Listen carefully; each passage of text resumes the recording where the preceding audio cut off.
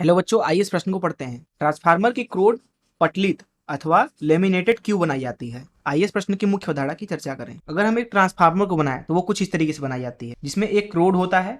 यहाँ पे जो आपको आयताकार संरचना दिखाया जा रहा है वो दरअसल एक क्रोड है। इसको दरअसल नर्म लोहे से बनाते हैं। यहाँ पे आपको दिख रहा होगा कि दो लपेटें हैं। इधर जो लपेट आपको दिखाया गया वो दरअसल प्राथमिक लपेट है और इधर वाली जो लपेट है वो दरअसल द्वितीयक लपेट है। यहाँ लिख देते हैं, ये है आपका प्राथमिक तथा ये आपका है द्वितीयक। इधर से दिया जाता है प्रत्यावर्ती निवेश और इधर से आपको प्रत्यावर्ती उत्पाद मिलता है। अर्थात यहाँ पे जो निवेश होता है तथा जो उत्पाद होता है वो दोनों ही क्या होते हैं, प्रत्यावर्ती प्रकृति के होते हैं। अब यहाँ पे अगर आप ध्यान से देखें तो यहाँ पे क्रोड जो होता है वो दरअसल नर्म लोहे से बनाया जाता है, अर्थात वो फेरो चुंबकीय होता है। अब होगा ये कि प्राथमिक कुंडली की वजह से जो भी चुंबकीय क्षेत्र उत्पन्न होता है वो इस लोहे के द्वारा इस दूसरे वाले कुंडली के अंदर हस्तांतरित होता है। क्योंकि यहाँ पे जो निवेश है वो प्रत्यावर्ती अर्थात उसकी दिशा जो है लगातार बदलती रहेगी। तो यहाँ पे जो ये धारा प्रवाहित हो रही है उसकी भी दिशा बदलती रहती है। तो यहाँ पे जो चुंबकीय क्षेत्र है अथवा चुंबकीय फ्लक्स उसकी भी दिशा लगातार बदल रही है।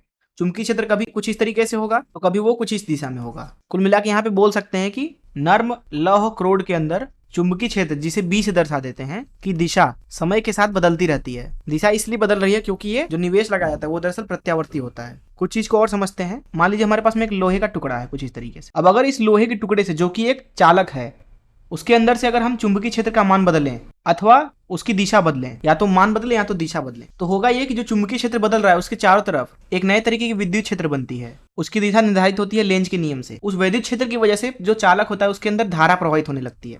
वह दरअसल लूप में मौजूद होती है, अर्थात कुछ इस तरीके की संरचना में। उसकी दिशा इधर भी हो सकती है, उसकी दिशा इधर भी हो सकती है। अब जहां भी चुंबकीय क्षेत्र होगा वहां पे इलेक्ट्रॉनों के ऊपर बल लगने लगेगा, क्योंकि यह एक चालक है तो इसमें सारे इलेक्ट्रॉन मुक्त हैं। इस तरीके से यहाँ पे धारा भी कुछ इसी तरीके से प्रवाहित होने लगती है।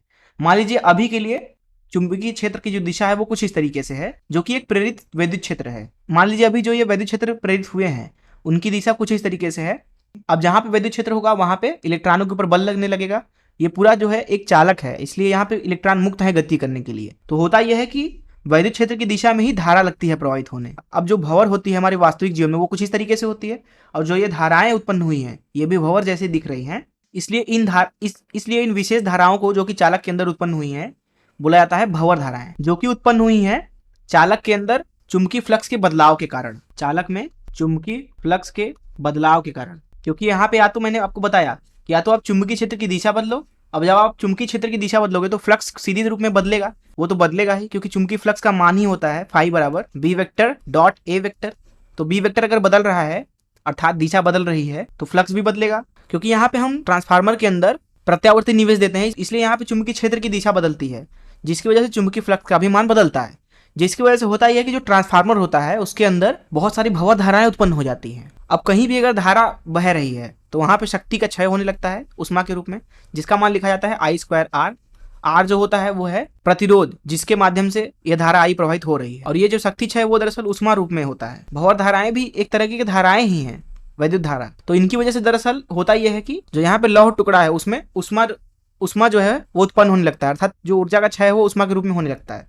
तो एक ट्रांसफार्मर के अंदर भी प्रत्यावर्ती निवेश की वजह से भंवर धाराएं उत्पन्न होती हैं, और उन भंवर धाराओं की वजह से ट्रांसफार्मर का जो क्रोड है वो दरअसल गर्म होने लगता है, अर्थात यहाँ पे उष्मा का क्षय होने लगेगा कुछ इस तरीके से वातावरण में। ये जो पीला पीला मैंने बनाया है ये दरअसल उष्मा है जो कि क्रोड से बाहर निकल रहा है। और ये ऊर्जा आ कहाँ से रहा है? दरअसल ये ऊर्जा आ रहा है निवेशी शक्ति से, अर्थात जितना निवेश आप अंदर दे रहे हैं दरअसल ये उष्मा जो है वो उसी निवेशी शक्ति से ही आ रहा है, इसलिए इसे बोला जाता है क्षय है ये। क्योंकि यहाँ जो ऊर्जा आप दे रहे हैं अंदर वो आपका फालतू में वातावरण में जाता जा रहा है।